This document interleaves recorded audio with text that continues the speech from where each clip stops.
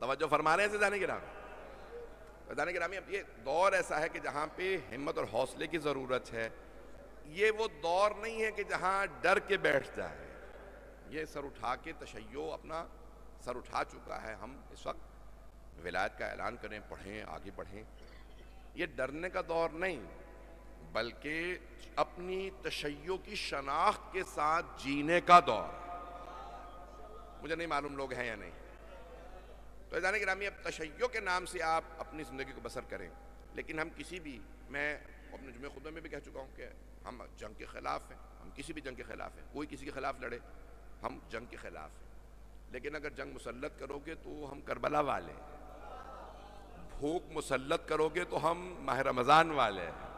عزیزان گرامی، ہمیں کوئی چیز ڈراتی نہیں ہے، لیکن ہم کبھی بھی ائمہ علیہم السلام ہمارے ہاں جو پیشوا ہیں انہوں نے بتا رکھا کہ ہمارے کیا اصول ہیں. میں اس کی تفصیل میں نہیں جاؤں گا. عزیزان گرامی، جب پوپ سمجھتے ہیں، پادری سب سے بڑا جو عیسائی، وہ آیا مدینے.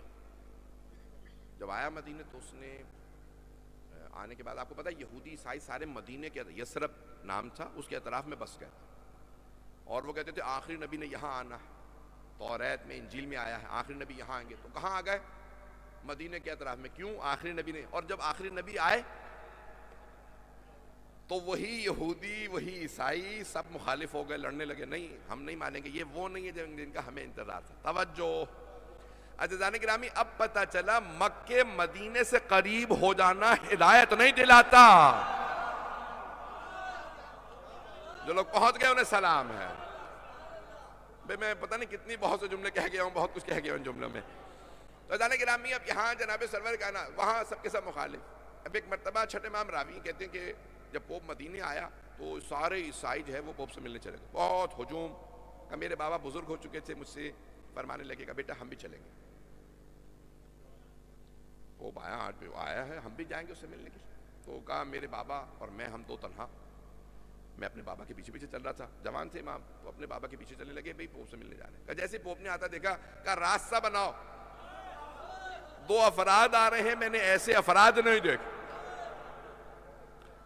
امام قریب آئے، اس نے فوراً سوال کیا کہ آپ عیسائی مذہب سے کرسچن ہیں یا امت مرحومہ سے؟ محمد کی امت سے ماننے والے. تو آپ نے فرمایا کہ پانچویں امام نے جواب دیا کہ ہم رسول خدا محمد مصطفیٰ کے ماننے والے. تو اس نے دوسرا سوال کیا. اب سارے لوگ متوجہ کہ بھی ہم سب کے سب پوپ سے سیکھنے آئے، پوپ کا ان سے ہم کلام ہونا. کہ آپ اس امت کے عالم ہیں یا جاہل ہیں؟ اگر کوئی ہو ہی باقر العلوم. تفصیل کا وقت نہیں رہا کہ میں تفصیل سے بیان کروں، کیونکہ موضوع جو ہے میں کچھ اور ذہن میں لایا تھا.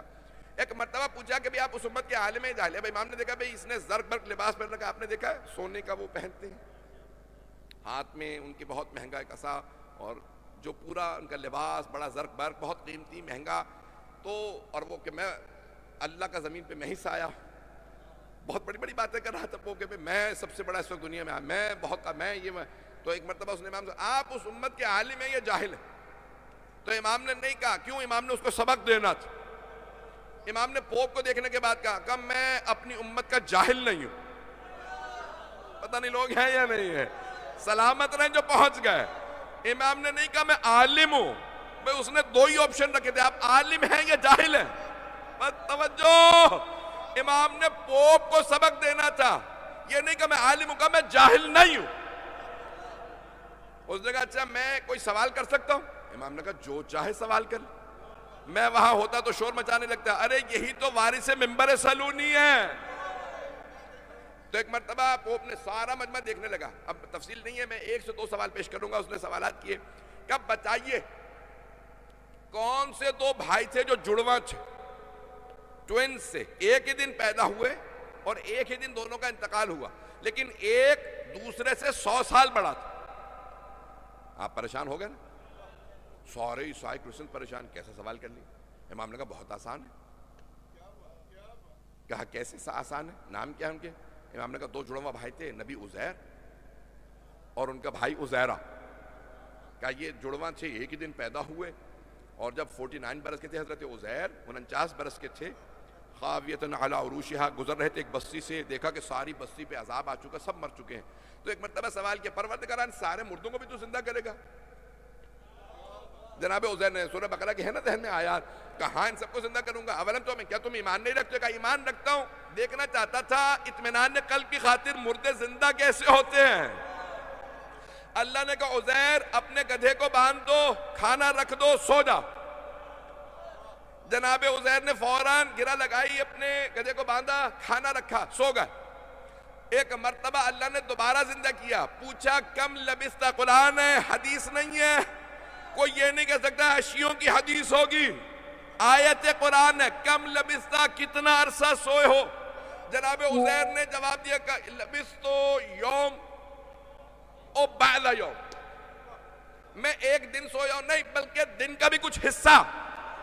اللہ نے جواب دیا بل لبثت مئۃ عام، اے عزیر 100 برس سوتے رہے ہو.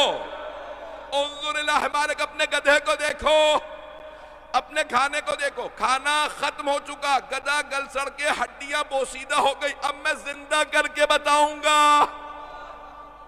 ایک مرتبہ گدھے کی ہڈیاں بننے لگیں، وہ جو خاکستر تھا ہڈیاں بنا، گوشت چڑھنے لگا، خون دوڑنے لگا. اور ایک مرتبہ کھال پوست چڑھی، گدھا دوبارہ گدھا بن کے واپس آ گیا. اب پتہ چلا اگر 100 برس بھی کوئی گدھا نبی کے پاس سوتا رہے